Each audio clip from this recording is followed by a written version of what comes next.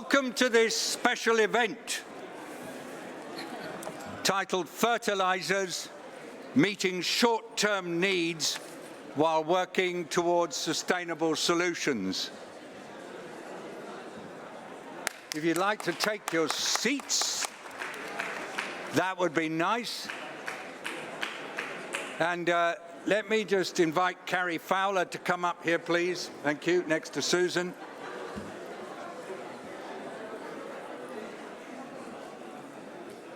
We are going to have a 50-minute session because interpretation stops at 12:30, and our session will be extremely intense, and it will address the very difficult policy and programmatic challenges around chemical fertilizers. My name is David Nabarro, and I will be your moderator.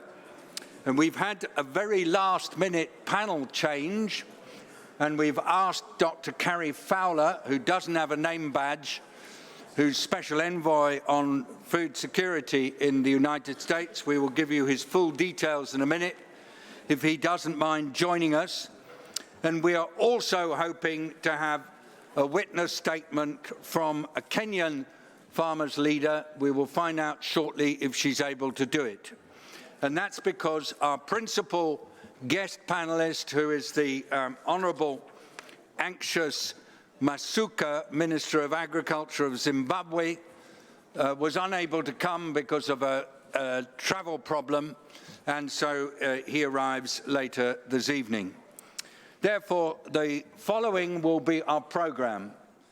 Maximo Torero will set the scene, and he will do so very shortly.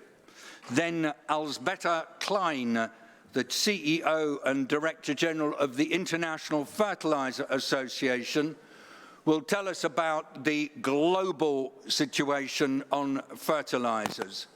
Leonard Mitzi will then come in. He is head of the Sustainable Agri-Food Systems Unit and DG for International Partnerships in the European Commission.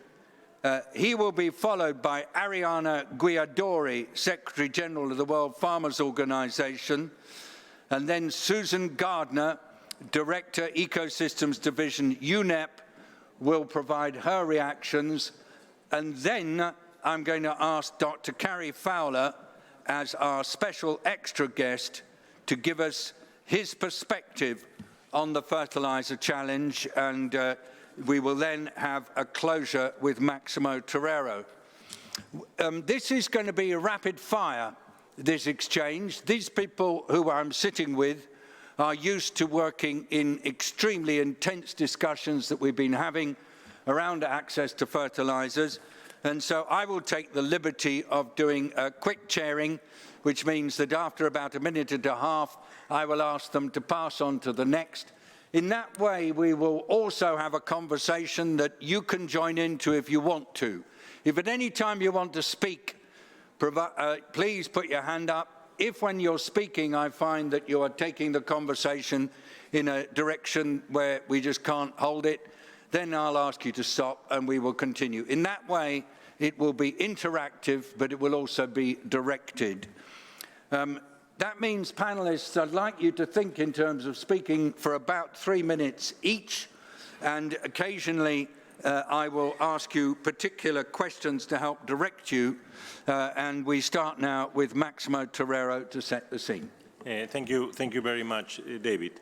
The topic of fertilizers has gained significant attention in the last 2 years, especially due to the higher and more volatile prices and problems of affordability and accessibility by farmers, particularly in lower-income countries. Although fertilizer prices fell their peaks in 2022, they remain still historically elevated levels, and as fertilizer markets remain largely in balance with limited stocks and short supplies, geopolitical tensions have also exacerbated uncertainties, further adding to the price pressure. Meanwhile, developing countries are facing significant slowdowns and downturns because of COVID-19 and have to face with this challenge. The food prices are increasing, but also the input prices are increasing, especially the fertilizers and nitrogen, which was the major problem in the last year.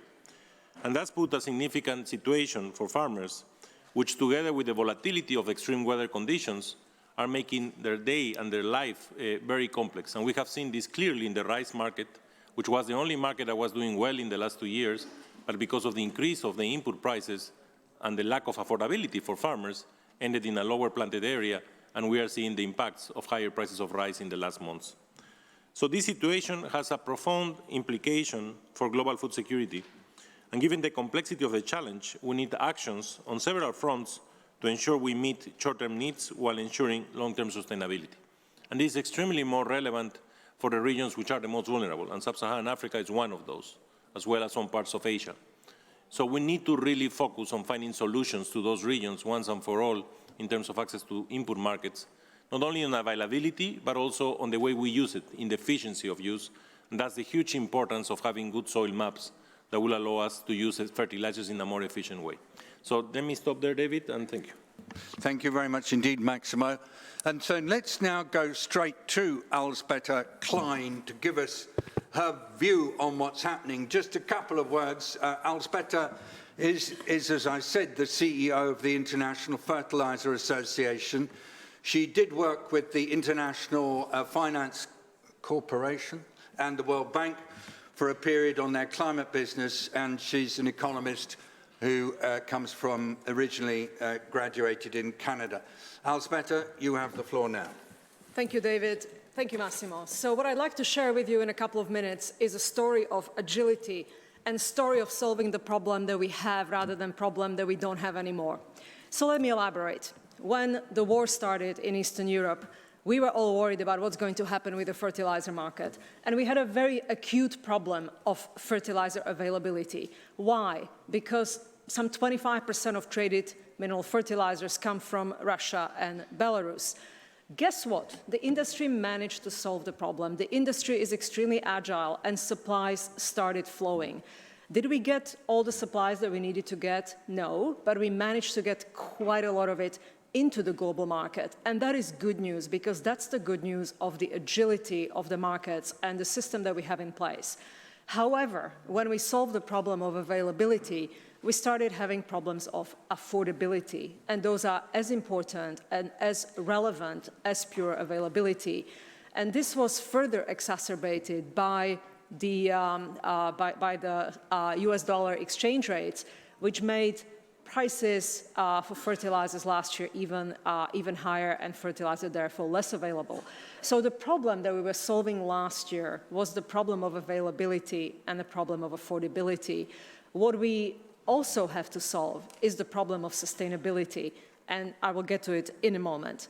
The second part I'd like to share with you is my worries about this year and the problem we are solving this year. Why? We have seen the demise of the Black Sea Grain Initiative, and you have seen immediate increase in prices of grains. Wheat shot up about 12% the next day.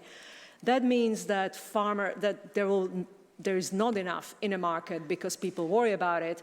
And that also means that farmers will be probably more liberal in using mineral fertilizers because the delta between a cost of grains and oilseeds and fertilizer is such that they'll still make a profit. And that would lead to further pressures in the fertilizer markets. On the other side, we are seeing the supply side, where we are seeing strikes in a port of Vancouver, which hampers supply out of Canada. We are seeing a number of weather events that cause supplies not to flow as well as they should or as they used to prior to COVID. So we are sitting in a world where we have supply and demand issues, and we have to solve them simultaneously together with the sustainability issues. So in closing, David, for this first segment, I think this is not a problem that we can solve as an industry. It's not a problem that we can solve as a policy community or a particular government. This is a multifaceted problem that needs the global village, which is the United Nations, on which soil we sit today. Over to you, David. And it's been an absolute delight to work over the last year with Alsbeta Klein, given the way in which she approaches it. She doesn't just say, well, our job is to push supplies of fertilizer as much as we can. She talks about the issues just as she did just now, with the same clarity and brevity. And this is the kind of systems thinking that is absolutely needed right now. To help us move forward, I'm going to invite Leonard Mitzi to make some remarks. Now, Dr. Mitzi is head of unit at the European Commission, Directorate General for International Partnerships, Sustainable Agri-Food Systems and Fisheries. That's the formal part, but Dr. Mitzi is quite an unusual human being. His analytical capacity to identify flaws in logic and errors in programming is legendary. So, Leonard, give us your take on the fertilizer challenges, please. Thank you, David, and it puts me under increased pressure by these nice words. But thanks, first of all, to FAO to put the fertilizer dimension at the core of day one of the UN Food Systems Summit. As Elisabetta mentioned, this is at the core of what has happened in the past few years. So we came out of COVID, we have the tensions around the Ukrainian crisis, the invasion, and all what's unfolding of the Black Sea Grain Initiative. We also know that the Global Crisis Response Group tackled as well fertilizers. So what we are trying to do as African Union and EU is, first of all, a few days ago, we have set up a task force, which is the EU Task Force on Fertilizers. First, with FAO, with major partners, as Elisabetta mentioned, we need to analyze what is the source of the problem, especially in the African continent. We know that the aggression of Russia made the strategic autonomy of food more important in Africa. So, typology of food production, for what? We also know that the African continent produces fertilizers. We also know that there is an intra-regional market. However, more than 2/3 of African production is sold outside the African continent, which is a market-driven agenda. So, first of all, what is the gap? What is the use?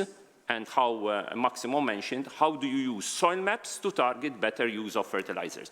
If we don't have this full analytical dimension at country level with the typology of production, we risk going into a business-as-usual model where the issue of debt, the issue of exchange rate misalignment, the issue of unsustainability of certain input subsidies, we know that a number of input subsidies don't work, especially in a 2023 scenario where we can't come to conferences and say we are in transformation mode. So exactly this is what we are interested, David and Maximo, short, medium to long term.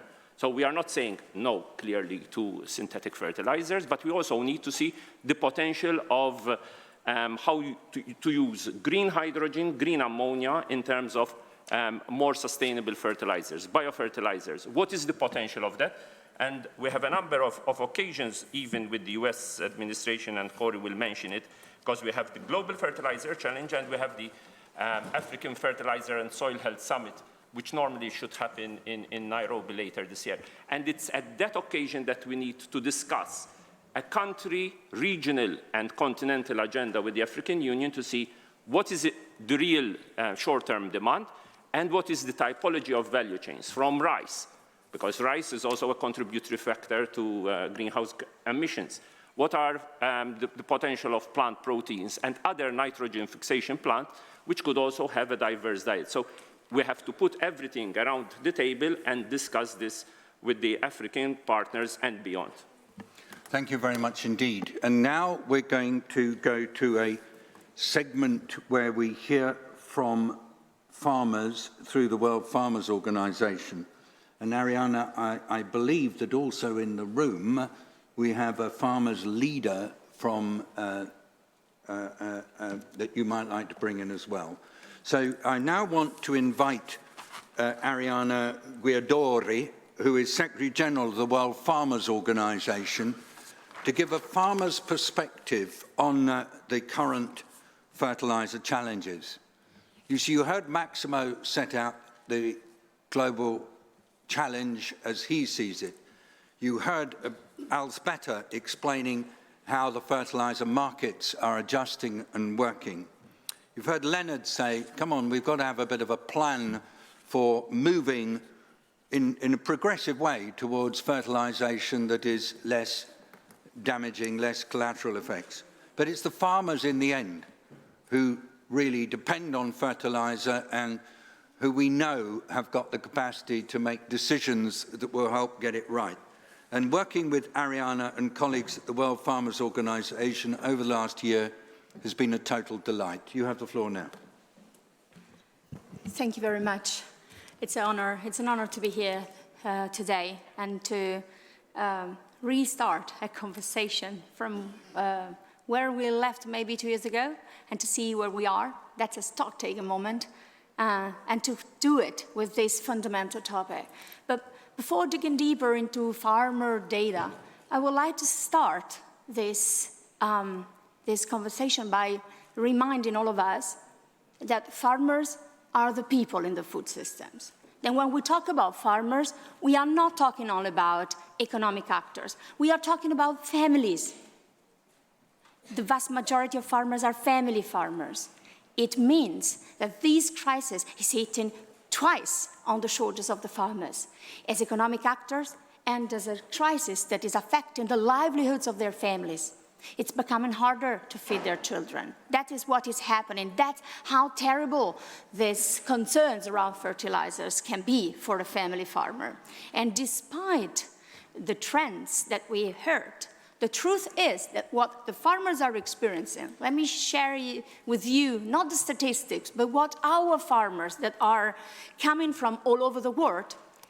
WFO represents today 80 farmers' organizations from 60 different countries across the continent.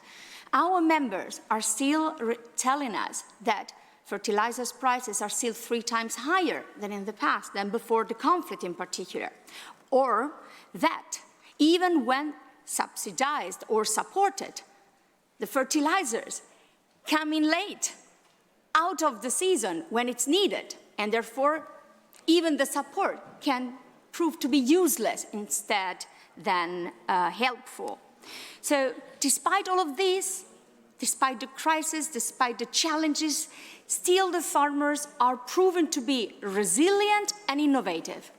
And if the industry has been agile, farmers have proven to be as agile and creative and resilient. Resilience is the key word for the farmers. They went to explore alternatives, biofertilizers or traditional indigenous solutions, trying to cope with emergency, and they tried to build a new pathway for the future. So my point, not to steal too much time, is that if we really want to solve this multifaceted problem, as Alspeta was reminding us, we need farmers at the table, not as targets of some help that is designed elsewhere, but as co-designers of the solution. And we need those solutions to include farmers' organizations' empowerment, because farmers might not be ready everywhere to go for what is needed. And we need to unlock the potential of farmers as those who can propose regenerative solutions driving into the future. Thanks.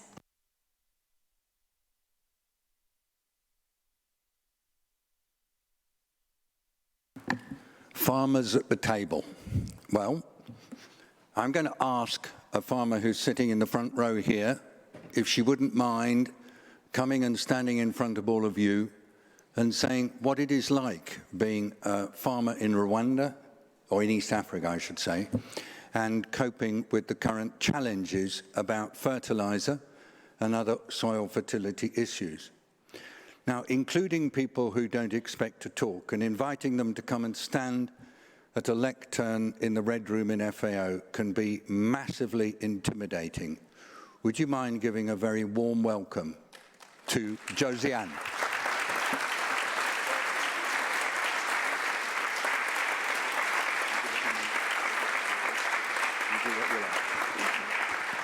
Introduce yourself. Okay. Thank you so much for this wonderful opportunity. My name is Josiane Irakarama. I'm a young farmer from Rwanda. I'm here also representing the World Farmers Organization, young farmers. And yeah, I'm a bit nervous, to be honest.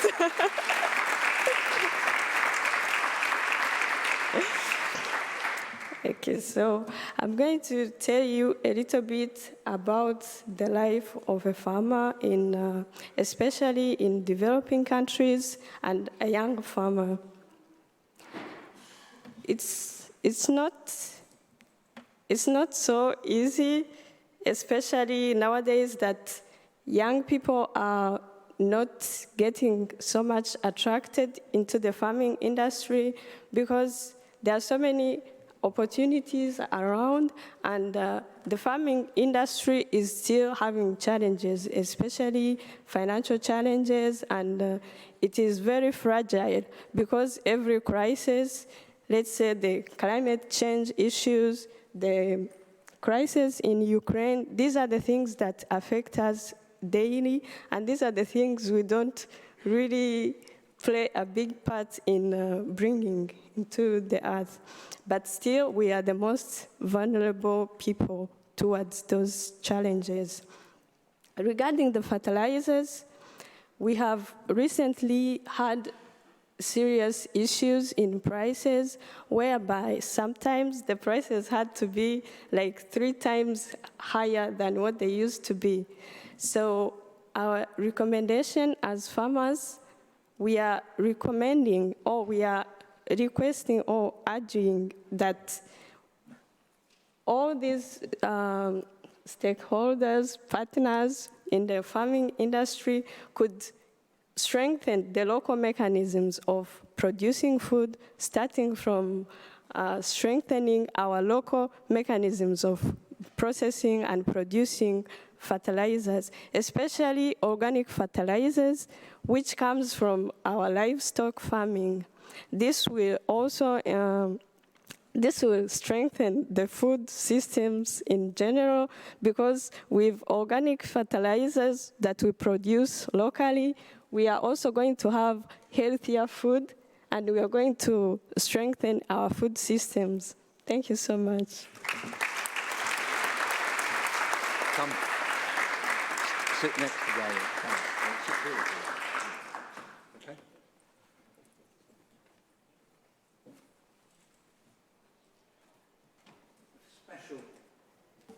This has been happening a lot during the last year.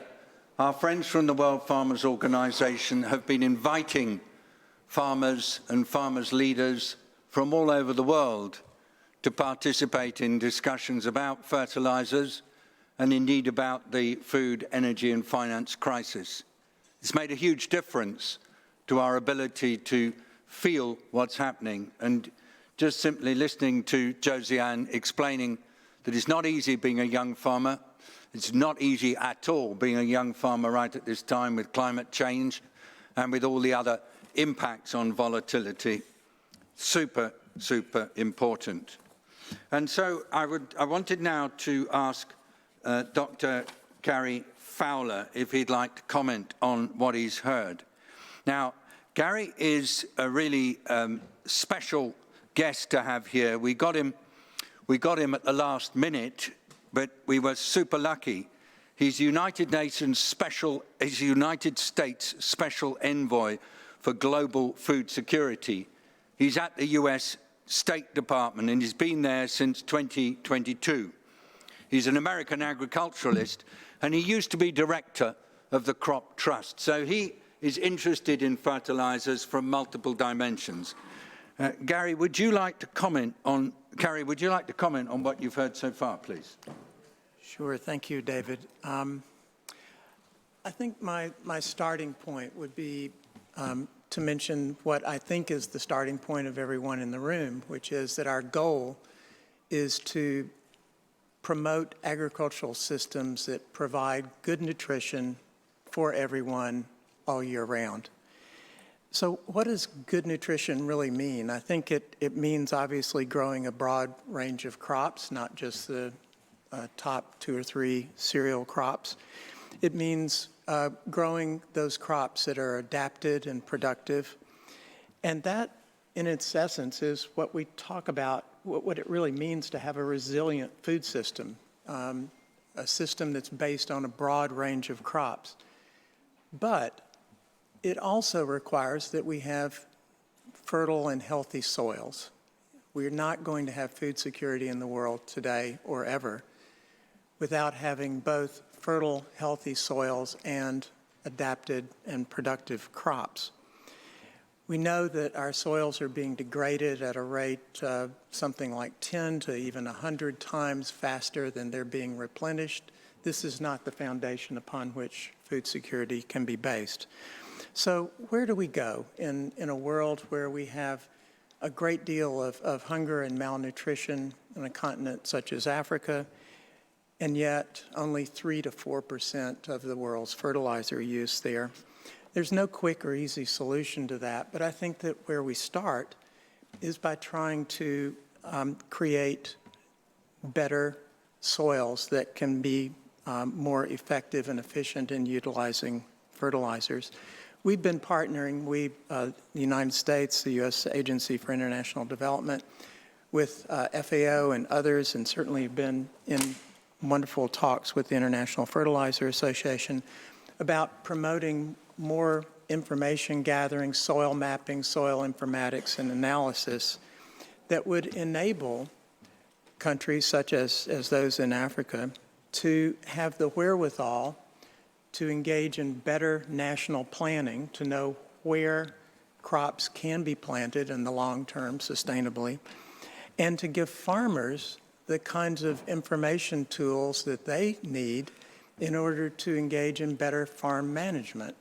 Unless we have those elements together, we're not going to be in a position to have better fertilizer efficiency in those countries. And if we don't have that, we're not going to see greater fertilizer use and greater production. So I think it's necessary for us, important for us, to realize the links between soil health and fertility, fertilizer use, a broad range of crops with the goal of providing good nutrition. And that's where, that's the framework in which I see the discussion we're having today, David. Thank you very much indeed. Carrie, I did mistakenly say Gary. I'm not sure why I would have done that. But thank you very much, Carrie. And thank you for giving us this framework. It's a very elegant framework, and I think it's something we should all hold to. I'm going to invite all the panelists before we finish, if we've got time, just to react to what they've heard. But I found that very elegant. And Dr. Susan Gardner, who comes next, has been working in international environmental policy for 30 years. She's Mexican, she's American at the same time, and she leads United Nations environment programs in ecosystems division. Now, she is, in a way, responsible for implementing along the lines that Carrie Fowler has set out, but at the same time, within the context of all the issues that the other panelists have raised. So, Dr. Gardner, you have a pretty tough job, but I'd like you to give us a few minutes of your reflections on what you've heard. Thank you, David. And thanks for bringing together this diversity of voices and all these different perspectives that are looking at the situation, I think, with a similar goal in mind, resilience for the future. We certainly heard that from Josiane, the perspective from the young farmer thinking about the future of her family in the next generation. And building that resilience, we know that achieving the Sustainable Development Goals and more broadly requires looking at how we're consuming and producing sustainably. And it means building in efficiencies into the system so that we're reducing waste and therefore we're reducing costs. And costs, we heard from the economist about the supply and demand and the costs and the prices, but there's also the environmental costs that come due also, even when often they are not as obvious what those costs are. For example, when you have large amounts of fertilizer that haven't been efficient and have gone into the environment as waste, in some cases with nitrogen it can be the large majority that ends up into the waterways and the environment, then you have effects. For example, we've seen in the Caribbean large masses of sargassum, that these blooms that have taken over beaches and actually really impacted Caribbean tourism on small island developing states that rely heavily on the pristine nature of the beaches. We see also that toxic algal blooms can create massive dead zones that actually have major impacts on fisheries and local economies. We know that excess use of nutrients, both phosphorus and nitrogen, can lead to acidification, actually degrading soils, actually making the soils less resilient for the future. And certainly all of us are understanding the impacts of climate change on our families, on our futures, our economies, our health. And if we can be more efficient in how we're using fertilizers, for example, nitrogen that has nitrous oxide as a byproduct that is actually 300 times more potent as a greenhouse gas than carbon dioxide, and simultaneously is responsible for ozone depletion to some degree, we know that we can actually reduce those costs as well. So there are opportunities through better efficiencies, through reducing waste, to have a win-win, reducing the cost actually of the fertilizer itself, while reducing the ecological costs and the burdens on the families and communities that are going to have to pay the impacts of that. I'll stop there. Thanks. But I would like now, thank you, Susan. Could we give Susan a big clap as well?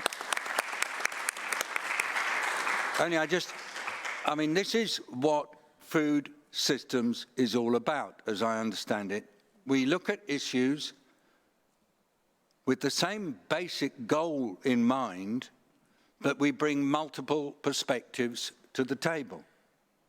And then we resolve those multiple perspectives, not with neat solutions, because there aren't any, but by continuously working on the issue and taking account of the different perspectives. The young farmer, the chief economist, the head of the World Farmers Organization, European Union, coming to you in a second, International Fertilizer Association and others.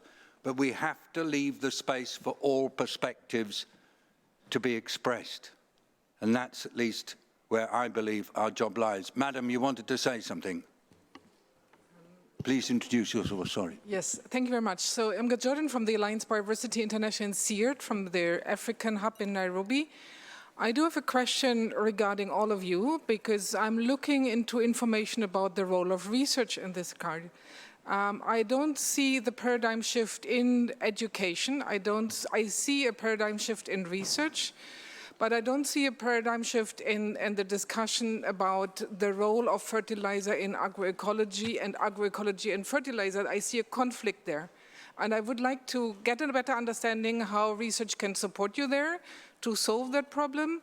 I understand soil health is important, but the young farmers, many of them don't have access to these resources. They don't have access to soil maps. They cannot make these decisions. They even don't have the funds to pay for a lab analysis. So what is, from your perspective, the role of research and the paradigm shift needed in all the education levels, including the extension system at farmers level? Thank you. Well, that's beautiful. Exactly the kind of input that really helps us, because it gives us a chance to broaden our perspectives and our analysis. Madam, is it madam? Yes, excuse me. Anyway, speaker with hand up, person with hand up. Yeah. Okay, my name is Patience Koku, and I'm a farmer from Nigeria. I'm currently also the regional lead for the Global Farmer Network. And very wonderful conversations we've had today. I'd like to lean towards or comment on Leonard and the AU and EU Commission partnership. Very welcome. And I'd also like to say that it's good to hear that we're realizing that the world has diverse needs. Africa is only using 3 to 4% of the world's fertilizer production, and we are a fifth of the world population. And that shows us also that that's the reason why we're falling short on food production. And I'm saying, therefore, that can we look, therefore, at innovative scientific solutions like synthetic biology and the different applications that it presents for us with fertilizer substitution as a way to increase our productivity. There are also there's a need to move from discussion also to action. And in that I say that there are products that are already available that can be accessible to African farmers to use immediately and be able to fix as much as 60 kilos of nitrogen per hectare. That's a lot more than most farmers in Africa ever use. And I believe that that's a good way to start pushing while we look for long-lasting solutions. Thank you. What a lovely comment. It's another great provocation to us. There are innovations. Why aren't they being applied? How can that? So we've had a research question, innovation question. Any other hands going up now before I go back to the panelists? Yes, sir.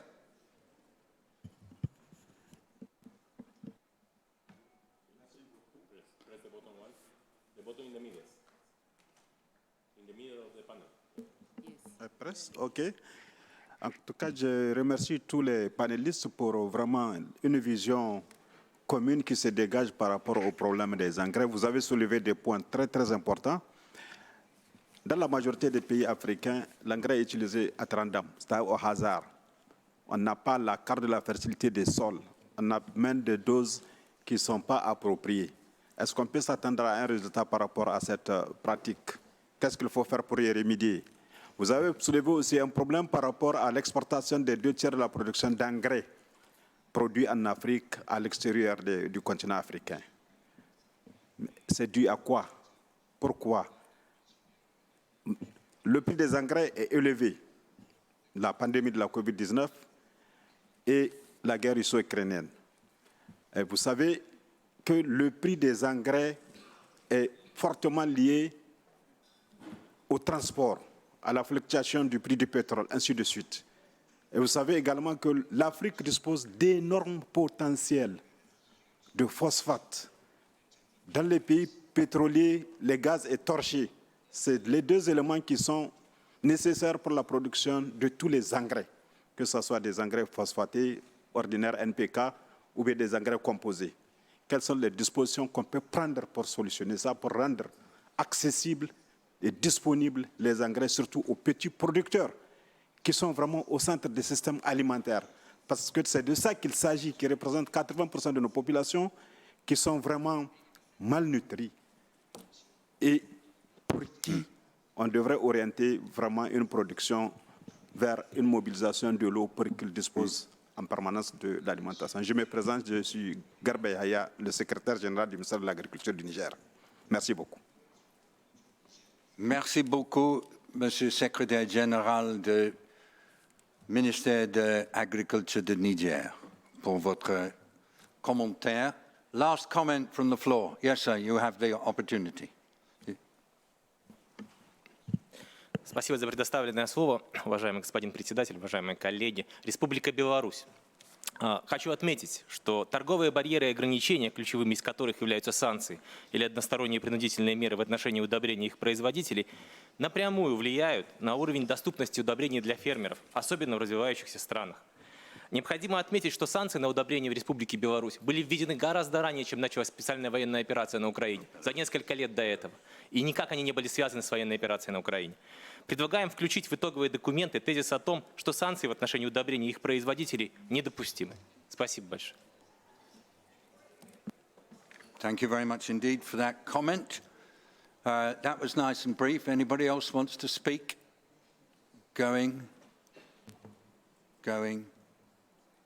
Gentleman at the very back in the cap. Muchas gracias. Yo soy Juan David Caro, soy de Colombia. Trabajo en extensión con pequeños y medianos ganaderos a través de Colombia, Chile y Perú. Y quiero decir que durante los últimos años he visto de primera mano el efecto de la alza de los fertilizantes. Y nosotros en lo que trabajamos fue en extensión rural, traer tecnologías que no tienen que ser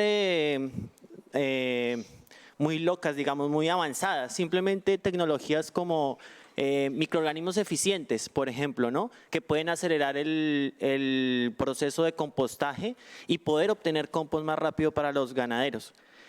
Es ahí donde mi pregunta viene relacionada ¿dónde está esa inversión en extensión que es tan importante?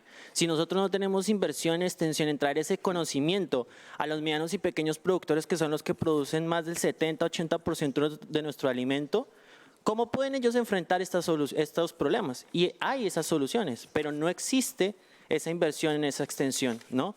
Y lo último que quiero decir es, tenemos que ver esa visión de producir más o estar más acorde a la naturaleza. La compañera decía acerca de la agroecología. Es importante ver la agroecología porque es una forma de mimetizar la naturaleza y eso también evita la dependencia de insumos externos. Gracias. Thank you very much indeed. So to our panelists now, they've had the opportunity to hear from each other and then 5 really intriguing presentations from participants. And everybody up here will get a quick chance to say something, but I have promised that we will finish in 11 minutes. Miracles are possible. So let's try that. Maximo, I'll ask you last. So I wanted to go straight to Leonard Mitzi on my left. Would you like to comment on what you've heard and add any final points, sir? Thanks. I'll try to cluster some of the issues. First of all, sanctions. These are carved out from flows, and this is clear from what was the FAO price index has declined significantly from March 2022. Fertilizers, grains were not touched by the sanctions, so there is still a lot of myths and misconceptions about sanctions. The issue of nature, biodiversity, climate change, and agroecology. This is what the European Union is going to prioritize in terms of international portfolio. You can't discuss food systems without looking at the typology of production.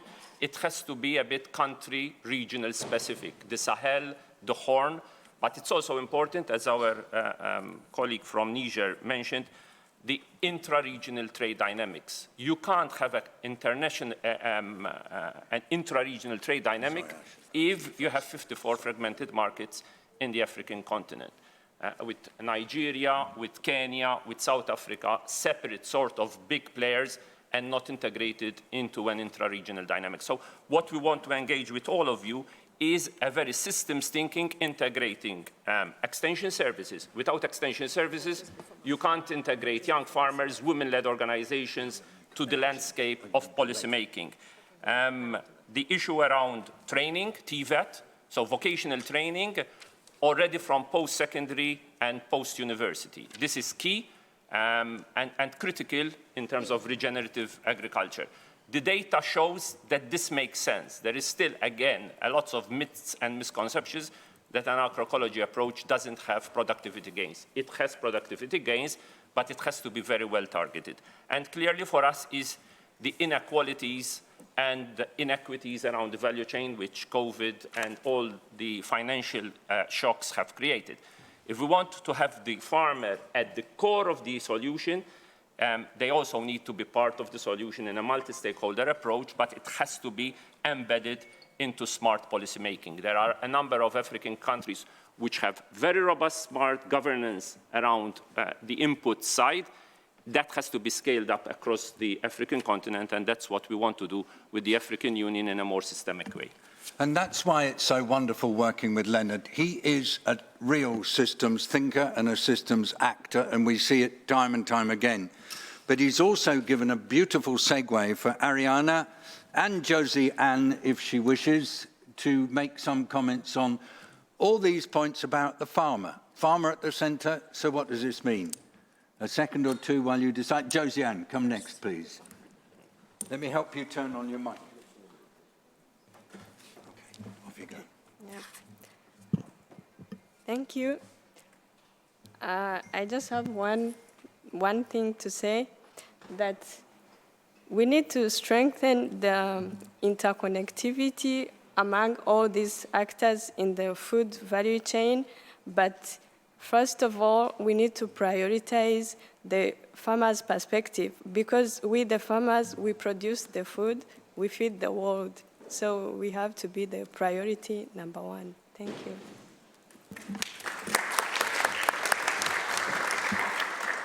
quick admin point. I think you've all picked up your headphones. Stick them over your ear if you can't hear. The sound is kept down for interpretation purposes. Thank you, Josiane. That was remarkable. Please come back anytime. Ariana. Just a couple of points, building on the precious inputs from the room. First, on innovation.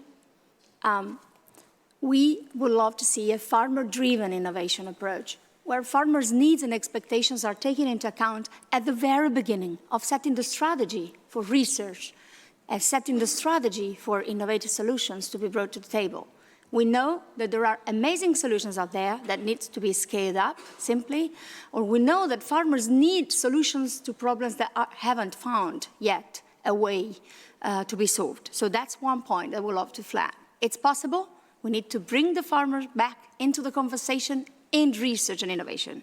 And the second point that I would love to flag is that nothing can happen if we don't tackle the rebalancement of power in the value chain. So again, farmers at the table in designing solutions, empowering the farmers through those organizations that are born to do that, the farmers' voices, the farmers' organizations, in conjunction with the extension services.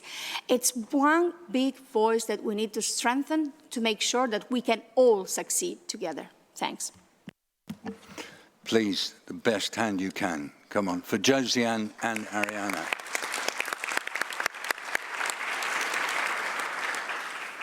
And now I'm going to invite Carrie Fowler and then Susan Gardner to make any comments they'd like on the exchange they've heard. Carrie first, please. Okay. Thank you, David. I'll be very brief. In her opening remarks, my friend Elzbieta Klein mentioned that we've transitioned from a supply issue last year to an affordability issue this year. I'd just elaborate on that to say that affordability is not just a matter of price. It's a matter of fertilizer use efficiency as well. If the efficiency rate is very low, then obviously farmers can't afford to pay the prices because they don't get enough benefit from the fertilizers. And what does fertilizer efficiency depend on? It depends on soil health and fertility. So I think my final message would be that a prerequisite for increasing fertilizer use in Africa and other places is to build soil health and fertility there. So we're not talking about a question of either or. Yes, we could have an agricultural system that doesn't depend at all on fertilizers. We could also have an agricultural system that depends too much on fertilizers. Neither one are the agricultural systems that we want to have. We want to have a balance of those two, where we build soil health and fertility supplemented by efficient, proper use of fertilizers to get the results that we need, which is a sustainable system of agriculture, productive, and that supplies good nutrition for people all year round. Another beautiful framing remark. These are magic, these comments, and really well worth capturing. I think many of us will want to look at the video again and try to recall what we've heard. Susan, please. Well, I want to just reflect on some of what we heard about sharing information and ensuring that there's access to all the different solutions. Solutions like how do we achieve that fertilizer efficiency and the soil health. And at the last two UN Environment Assembly meetings in Nairobi, member states agreed to sustainable nitrogen management resolutions that have asked UNEP to bring together a working group to discuss exactly these types of solutions. We right now have 75 different countries that have offered a focal point, and we're having our next 4th meeting in September. But we're seeing work together to look at what national actions are currently taking place, where is the progress happening, and how do we help with some policy coordination to reduce a bit of the fragmentation. We also have a global partnership on nutrient management that serves as a platform for sharing information, for putting forward some practical solutions and some best or very good examples of practices that have potential that can be applied to the context. And finally, I'll say that in both the UN Environment Assembly resolution as well as in the recent Kunming-Montreal Global Biodiversity Framework, there was a decision universal decision by all member states to reduce the nitrogen waste by 1/2 by 2030. So that's very, very ambitious. And it shows that there is the political will. And so making sure that these solutions are available, I think, is key. So I applaud those who have said we need to do more education. Thank you.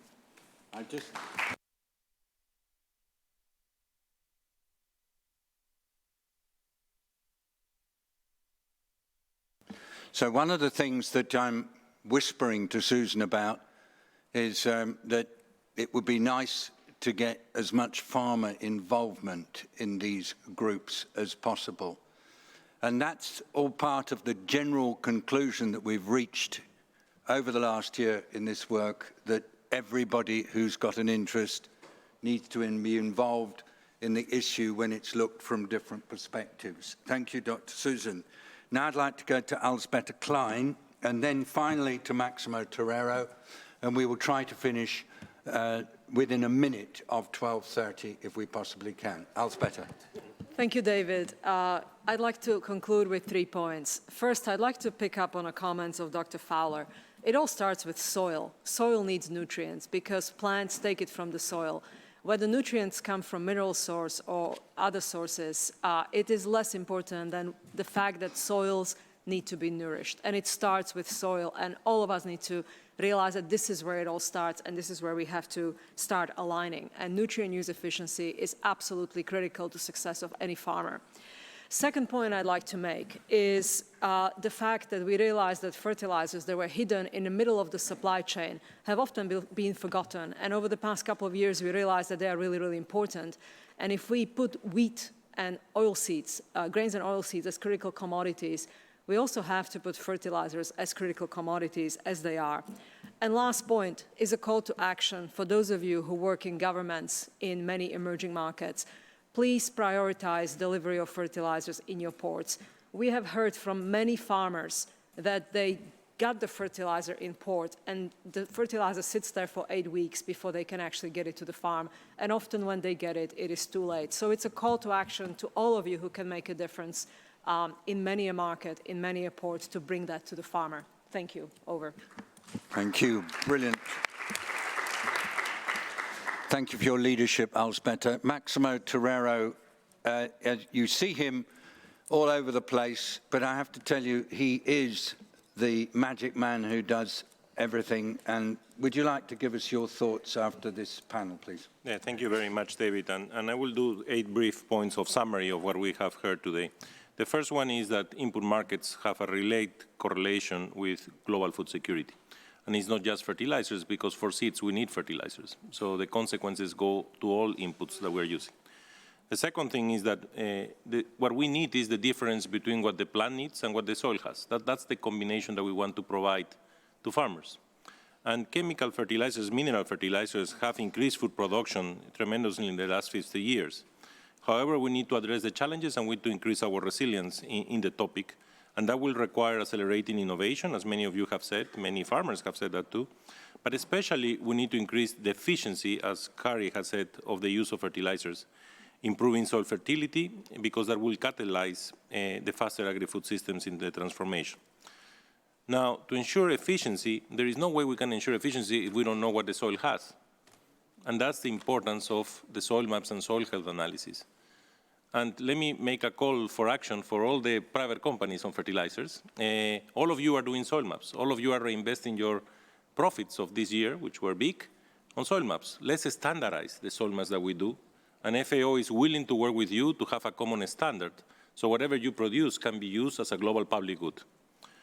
It's very important because if somebody needs to use precision farming today, it's the small farmers, because they need to use the little resources they have to achieve what they need.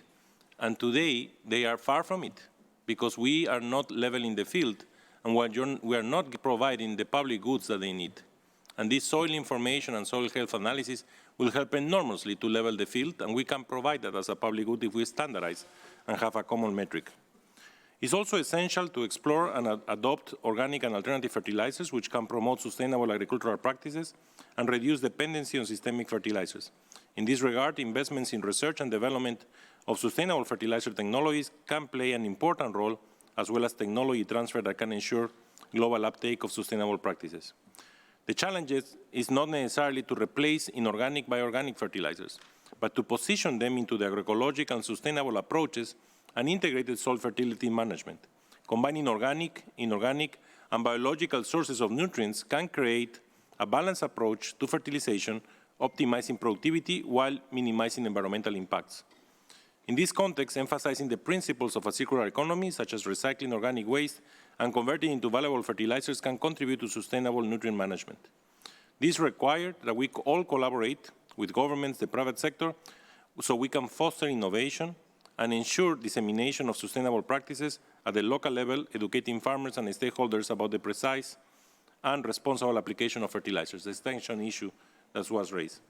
Governments can play a vital role in promoting sustainable fertilizer use by providing policy support and incentives, and this is the realignment of the incentives to agriculture that we have been talking, which is also linked to the true cost of food.